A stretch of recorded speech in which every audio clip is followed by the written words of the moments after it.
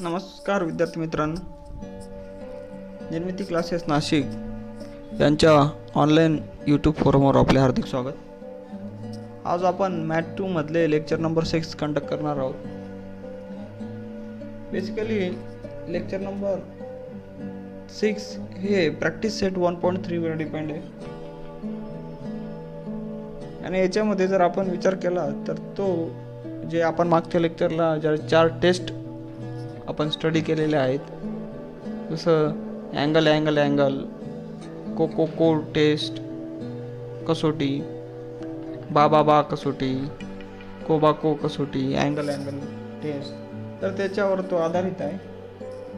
सर्वात पहिलं जे एक्झाम्पल येतं आहे तर याच्यामध्ये अँगल दिलेला आहे, 2 अँगल दिलेले आहेत, EDC पण दिलेला आहे आणि ABC पण दिलेला आहे, 75 दिलेले आहेत. State which 2 triangles are the similar. तर अगदी छोटंसं असं एक्झाम्पल आहे, याच्यात तुम्हाला अँगल हे फाइंड आउट करायचे. आता सर्वात पहिले मी हा मोठा अँगल घेतो, लक्षात घ्या ABC. प्रत्येक वेळेस काही सेपरेट अँगल असतील असं नाही, तर आम्ही सर्वात मोठा ट्रायंगल घेतला ABC आणि दुसऱ्यांदा मी हा छोटा ट्रायंगल घेतला, ॲड आपण म्हणू शकतो, आणि हा दुसरा घेतला आपण EDC ट्रायंगल म्हणू शकतो आपण त्याला, EDC.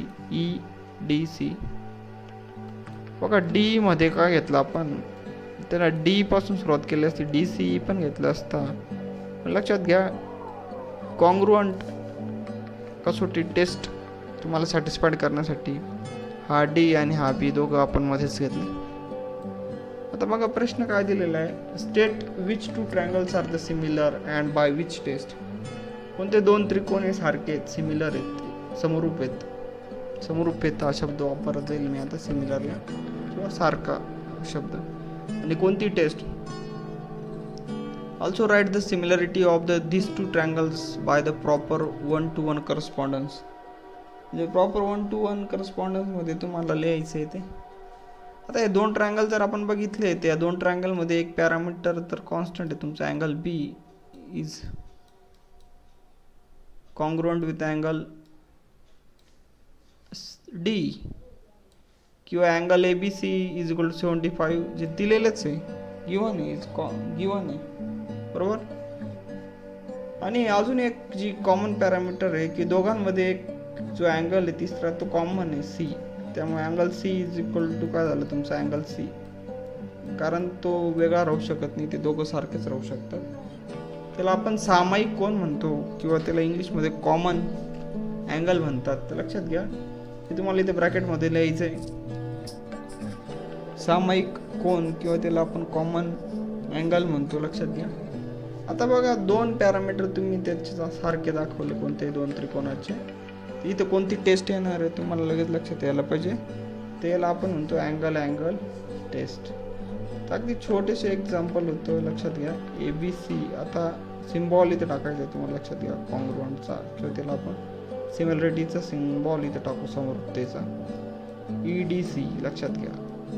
तर अशा पद्धतीने इथे ते ब्रॅकेटमध्ये लिहायचं अँगल टेस्ट. अशा पद्धतीने पहिले एक्झाम्पल आपण अगदी डिटेलमध्ये घेतलं. मराठी मीडियमवाल्यांनी को कसोटी लिहायचं, इथं काय लिहायचं तुम्हाला मी आधी ऑलरेडी सांगितलेलं आहे. आता त्याच्यानंतर लक्षात घ्या, शॉर्टकटमध्ये मी एक्झाम्पल तुम्हाला सांगतो. आता दुसरं एक्झाम्पल जे येते ते अगदी सोपं आहे. याच्यात पण जर तुम्ही बघितलं की सिमिलर आहेत किंवा नाही दोघं कोणते ट्रायंगल, इथं PQR आणि LMN दिसतोय.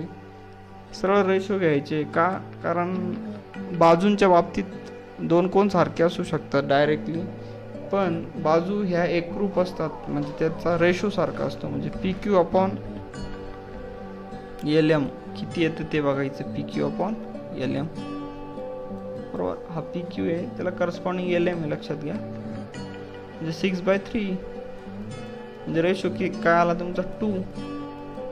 तर बघा मी एकच रेशो काढून दिला, बाकीचं एक्झाम्पल तुम्हाला सॉल्व्ह करायचं, याला 1 इक्वेशन नंबर दिला तरी चालेल. आता दुसऱ्यामध्ये घ्यायचं QR/MN आणि तिसऱ्यामध्ये घ्यायचं PR/LN. तिघं रेशो जर सारखे असतील तर परत हे सगळे रेशो लिहून घ्यायचे, आणि आपण त्याला जर तिघं बाजू या सिमिलर असतील तर साईड त्याला आपण बा कसोटीनुसार हे दोघं ट्रायंगल एकरूप असतील, समरूप असतील. तिसरं एक्झाम्पल बघा. तिसरं एक्झाम्पल पण अगदी सोपं आहे. उंचीचं एक्झाम्पल दिलेलं नाही. आता ज्या केसमध्ये शॅडो म्हणजे सावली पडते, इथं सावली जेव्हा पडत असेल शॅडो, तर बिगर पोलची शॅडोची तुम्हाला कुठपर्यंत जाऊ शकते ते फाइंड आउट करायचे. हे दोघं सिमिलर आहेत. आता शॅडोच्या बाबतीत दोघं जे ट्रायंगल असतात ते काय असतात, सिमिलर असतात. म्हणजे पी क्यू आर समरूप त्याला आपण म्हणू शकतो, similar with A B C. बरोबर. ह्या केसमध्ये तुम्हाला दोनच रेशो घ्यायचे. आता जे लागतात ते मी घेतो बघा. पी क्यू नाही घेतो मी, कारण पी क्यूची काही गरजच नाही. पी आर अपॉन बघा, पी आर, पी पासून आर म्हणजे इथं ए पासून काही बी. बरोबर. क्यू आर, क्यू आर इथं काही तुमचा बी सी. याला आपण सी एस सी टी म्हणतो. लक्षात घ्या. C congruent side of similar triangle, एकरूप त्रिकोणांच्या संगत भुजा असं पण म्हणतात त्याला. 3 असतात त्या, पण आता हे दिलेलंच नाही त्यामुळे आपल्याला काही घेण्याची गरज नाही. किंवा आउट ऑफ 4 तुम्ही ती व्हॅल्यू फाइंड आउट करू शकता. आता पी आरची व्हॅल्यू किती आहे माहिती तुम्हाला, 4 आहे. ए बीची किती आहे, पी आर अपॉन ए सी, सॉरी इथे ए सी यायला हवं होता, ए बी नाही, लक्षात घ्या. पी आर अपॉन ए सी, ए सीची किती आहे 8. क्यू आर किती, क्यू आर 6. आणि हा एक्स क्रॉस मल्टिप्लिकेशन केलं तर चालेल. एक्स इकडे आलं. 8 × 6/4 सिम्पली 4 1 4 4 2 8 4 2 6 2 12 6 2 2. आन्सर आलेलं आहे तुमचं सिमिलर. बघा पण इथे लिहित असताना असं लिहायचं आहे तुम्हाला व्यवस्थित. त्याला शॅडो प्रॉपर्टी म्हणतात. शॅडो प्रॉपर्टी म्हणतात त्याला, किंवा सावलीचे गुणधर्म पण तुम्ही म्हणू शकता त्याला. अशा पद्धतीने तुम्ही लेंथ काढू शकता. तिसरं एक्झाम्पल. चौथं एक्झाम्पल बघितलं तर चौथं एक्झाम्पल तुमच्या असं लक्षात येईल की आता परत 2 ट्रायंगल तुम्हाला बघायचे आहेत. हा ए बी सी तर दिलेलाच आहे, मोठा ट्रायंगल. त्यानंतर A P perpendicular to the B C आणि बी क्यू परपेंडिक्युलर, दोघं 90-90 म्हणजे तुम्हाला लक्षात ठेवायचं आहे. एक कसोटी तुमच्या लक्षात येईल. आणि अजून एक दिलेला आहे पी, पी दिसतोय C A P, C A P म्हणजे हा, बरोबर. आणि C A P, sorry triangle आहे सी ए पी. आणि दुसरा C Q B, C Q B म्हणजे सी क्यू बी. असे 2 ट्रायंगल तुम्हाला सिमिलर दाखवायचे आहेत, प्रूव्ह करायचे आहेत. आणि त्याच्यानंतर A P A C find out करायचे. सर्वात पहिले सिमिलर दाखवण्याचा प्रयत्न करा. आता याच्यात काय आहे, हा 90 आहे, आपण 90 आहे, बरोबर. म्हणजे एक कोण झाला तुमचा, मी शॉर्टकटमध्ये तुम्हाला सांगतो, बाकी तुम्ही नोटबुकमध्ये ते लिहायचं. एक झाला, विषय संपला, बरोबर. आणि सी तर कॉमन आहे दोघं ठिकाणी. म्हणजे कोको अँगल टेस्ट तुम्ही इथं पण यूज करू शकता. आता हे दोघं तुम्ही अँगल टेस्टने सिमिलर दाखवू शकता. त्याच्यानंतर उरतो काय, त्याच्यानंतर corresponding C S C T वापरायचं. C P by C Q, बरोबर. काय येईल तुमचा सी ए बाय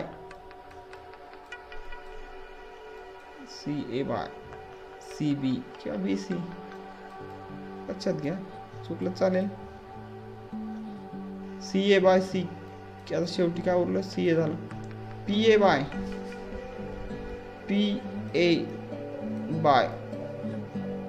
क्यू बी. लक्षात घ्या, आउट ऑफ 6 पैकी कोणते 2 रेशो तुम्हाला वापरायचे. सी एस सी टी आपण वापरलं. कधी वापरलं, जेव्हा आपण त्यांना प्रूव्ह करून दाखवलं. त्याच्यानंतर ए पी म्हणजे हे माहिती आहे, पी ए माहिती आहे, चला. बी क्यू म्हणजे क्यू बी माहिती, चला एक पेअर माहिती आहे. बी सी ए माहिती आहे. आणि ए सी फाइंड आउट करायला लावतील तुम्हाला. म्हणजे हे 4च वापरायचे तुम्हाला. त्यांची व्हॅल्यू पुटअप करून घ्यायची. सी एची व्हॅल्यू किती आहे ती काढायची आहे, सी ए किंवा ए सी. लक्षात घ्या, सी ए, बरोबर. सी बीची व्हॅल्यू सी बी किंवा बी सी 12 12. त्याच्यानंतर पी एच व्हॅल्यू यस ए पीची व्हॅल्यू 7 आणि क्यू बी किंवा बी क्यूची व्हॅल्यू 8. आता तुम्हाला सगळ्यांना ते आन्सर काढता येईल. सी एचची किंमत तुम्हाला इथं काढता येईल, लक्षात घ्या. क्रॉस मल्टिप्लिकेशन जसं आपण मागच्या एक्झाम्पलला गेलं तसंच करून तुम्हाला काढायचं आहे. एक्झाम्पल नंबर 5 जर तुम्ही बघितलं तर एक वेगळं एक्झाम्पल आहे, थोडं प्रूव्ह दॅटचं एक्झाम्पल आहे. A R is equal to 5 times A P आहे. म्हणजे याचा अर्थ काय, हा इकडे मल्टिप्लाय आहे सपोज, ए आरला ए पीला मल्टिप्लाय आहे बरोबर, ए पी इकडे आल्यानंतर काय होईल, तो डिवाइड होईल. म्हणजे A R upon A P is equal to तुमचं 1 बाय हा फक्त काय येईल 5 येईल, फक्त 5 बाय 1. सिमिलरली तर तसंच करू शकतात ना तुम्ही. S R by P Q is equal to इथं पण काय 5 बाय 1. म्हणजे दोन बाजू तुम्हाला सारख्या कॉन्ग्रुएंट दिसत आहेत. आता विषय उरला फक्त एका कोणाचा, आणि हा कोण तुम्हाला दिसतोय, हा कोण आणि हा कोण एकमेकांना अपोजिट असलेले कोण, त्यालाच आपण काय म्हणतो अपोजिट, विरुद्ध कोण. हे दोघं सारखे आहेत ते लिहा परत स्पष्ट शब्दात. त्याला आपण एस ए आर असं म्हणू शकतो, एस ए आर बरोबर. एस ए आर हा एक, आणि दुसरा P A P Q, A P Q sorry Q A P, हे दोन वर्टिकल सगळे सारखे. जे दोघं ट्रायंगल जर सारखे दिसले तर तुम्ही बाकी काय प्रूव्ह करू शकतात की अँगल ए एस आर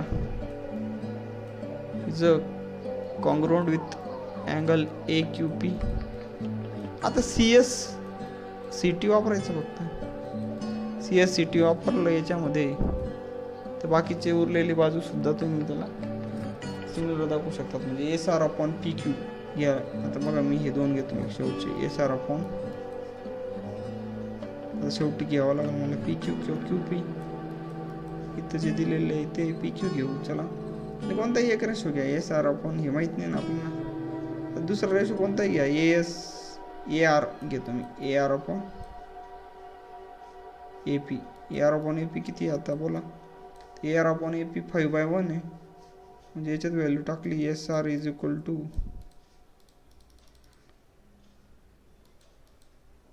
5, हा पी क्यू इकडे मल्टिप्लाय तिकडे गेल्या, डिवाइड आहे तिकडे गेल्यावर काय झाला मल्टिप्लाय. तर बघा S R is equal to 5 times P Q. अशा पद्धतीने तुम्ही सॉल्व्ह करू शकतात.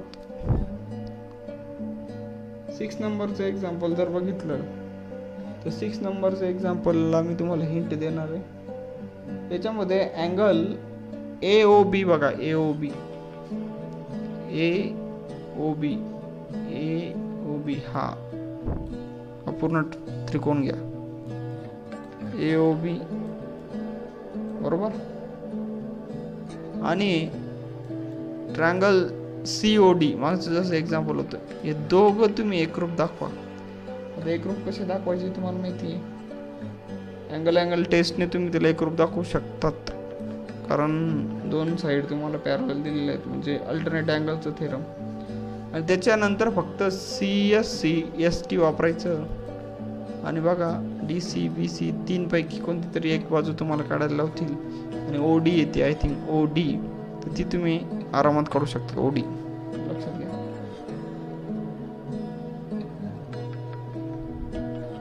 7 नंबरचं एक्झाम्पल बघा. 7 नंबरच्या एक्झाम्पलमध्ये परत दोन ट्रायंगल तुम्हाला कॉन्ग्रुएंट दाखवायचे. हा बी टी ई हा एक, आणि त्याच्या अपोजिट जो तुम्हाला ट्रायंगल दिसतोय सी डी ई, हे दोघं कॉन्ग्रुएंट दाखवायचे. आणि सी एस सी टी वापरायचं, सी एस टी वापरायचं, C S T congruent side of single triangle. ते दोन दाखवू शकता तुम्ही. त्याच्यासाठी त्याच्यात एक अपोजिट अँगलच आहे, अल्टरनेट अँगल आपण म्हणू शकतो. सॉरी, संगत कोण वापरायचं आणि अल्टरनेट कोण वापरायचं बरोबर. आता बघा डी ई आहे इंटू बी याचा अर्थ काय की अब सीई आहे सपोज, तर इकडे मल्टिप्लाय आहे, इकडे आल्यानंतर काय होतो सी डिवाइड होईल is equal to T upon D. म्हणजे सी एस सी टीच आहे, फक्त क्रॉस मल्टिप्लिकेशन करून तुम्हाला ते अशा पद्धतीने प्रूव्ह दॅट मध्ये विचारलेलं आहे. काही विषय नाही त्याचा. 8 नंबरचं एक्झाम्पल जर बघितलं तर अगदी छोटंसं एक्झाम्पल आहे. काय आहे दिलेलं, येत दिलेलंच आहे, 2 बाजू दिलेले आहेत, पण काय उरलं फक्त या अपोजिट अँगल, ते पण दिलेलं आहे. त्याला आपण म्हणतो व्हर्टिकली अपोजिट अँगल. म्हणजे कोणती टेस्ट येईल, 2 बाजू म्हणजे बाग कोबा साईड अँगल साईड टेस्ट दाखवून द्यायची दोघं. अगदी छोटंसं आहे, 2 स्टेपमध्ये आन्सर आहे त्याचं. हे तसं लिहून घ्यायचं. In triangle A P P आणि in triangle P D C, या दोघं ट्रायंगलमध्ये सी डी पी मध्ये काय काय दिलेलं आहे, हे 2 बाजू कॉन्ग्रुएंट साईड दिलेल्या आहेत आणि एक व्हर्टिकल अपोजिट. अगदी सोपं आहे. आणि सर्वात शेवटचं जे एक्झाम्पल तुम्हाला दिसतंय, तर सर्वात शेवटचं एक्झाम्पल पण अगदी सोपं आहे. लक्षात घ्या, याच्यात काय सांगितलेलं आहे, 2-3 स्टेपमध्ये आन्सर येईल त्याचे. आता आपण एक ट्रायंगल घेऊ, ए बी सी घेऊ. चला, मोठा ट्रायंगल ए बी सी घेऊ आणि अजून एक ट्रायंगल तुम्हाला घ्यावा लागेल, डी ए सी घ्या. D A C. आता डी ए सी का घेतलं हे पण लक्षात घ्या. डी ए सी कारण याच्यात ए डी सी हा सिमिलर दाखवलेला आहे, त्यामुळे बघा 2 जे अँगल तुम्हाला दिसत आहेत हे तर याच्यामध्ये सिमिलर आहेतच, विषय मिटला. अजून काहीतरी शोधावं लागेल तुम्हाला, जेणेकरून तो हे गिवन मध्ये लिहून टाकलं या 2 ट्रायंगलमध्ये. अजून काहीतरी शोधावं लागेल की जेणेकरून दोघंचे दोघं ट्रायंगल हे सिमिलर राहू शकतात. आता बघा, सी कॉमन अँगल दिसतो तुम्हाला बी सी ए, या दोघांमध्ये बी पासून सी ए हा दिसतो तुम्हाला, बी सी ए हा एक कॉमन आहे. आणि या मोठ्यामध्ये ए सी डी हा सुद्धा काय तुमचा कॉमन आहे, ए सी डी. म्हणजे बघा, हे तुम्हाला लक्षात यायला पाहिजे. जोपर्यंत असं लक्षात येत नाही तुम्हाला की हे 2 त्रिकोण जर मी वेगळे काढले, सेपरेट काढले, तर लक्षात घ्या हा एक असा येईल आणि हा एक थोडासा असा येईल. म्हणजे याचा अर्थ काय, इथं पण सी ए आणि इथं पण सी ए, म्हणजे दोघं त्रिकोणामध्ये सी सी ए, म्हणजे याला कॉमन अँगल म्हणतात. जसं आपण बघितलेलं आहे. पण अँगल टेस्टनुसार ते दोघं काय होऊन जातील, तुमचे सिमिलर होऊन जातील, ए बी सी आणि सी डी ए सी. पण आता याच्यात सी एस सी टी वापरतोय आपण, लक्षात घ्या. आता सी एस सी टी वापरताना मी ए सी अपॉन इकडून डी सी घ्यावं लागेल मला, लक्षात घ्या. इज इक्वल टू अजून कोणती तरी एक बाजू घेऊ आपण, बी सी किंवा सी बी घेऊ. सी बी थोडं आणि इथं ए सी किंवा सी ए उलट लिहितोय. आता बघा, इथं पण सी ए, इथं पण सी ए, म्हणजे इकडे दोघांचं मल्टिप्लिकेशन केलं, तिकडे गेल्यानंतर तो सी ए स्क्वेअर होऊन जाईल. इकडे काय होऊन जाईल तुमचा, हा इकडं मल्टिप्लाय आहे, इकडे डिवाइड आहे, तिकडे गेल्यानंतर काय होऊन जाईल, तो मल्टिप्लाय होऊन जाईल. तर लक्षात घ्या, इथं 2 वेळेस रिपीट झाला, त्यामुळे तो स्क्वेअर झाला. सी डी म्हणतो मी, तर लक्षात डी सी काय आणि सी डी काय दोघं एकच आहे, लक्षात घ्या. अशा पद्धतीने तुम्हाला जे प्रूव्ह करायचे ते सी एस सी टी नुसार तुम्ही प्रूव्ह करू शकतात. अगदी सोपा असा एक्सरसाइज आहे, सगळ्यांनी एक्सरसाइज करायचा आहे व्यवस्थित. आणि एक्सरसाइज केल्यानंतर जे मी स्टेप लिहून दिलेले आहेत ते स्टेप व्यवस्थित रीड करायचे.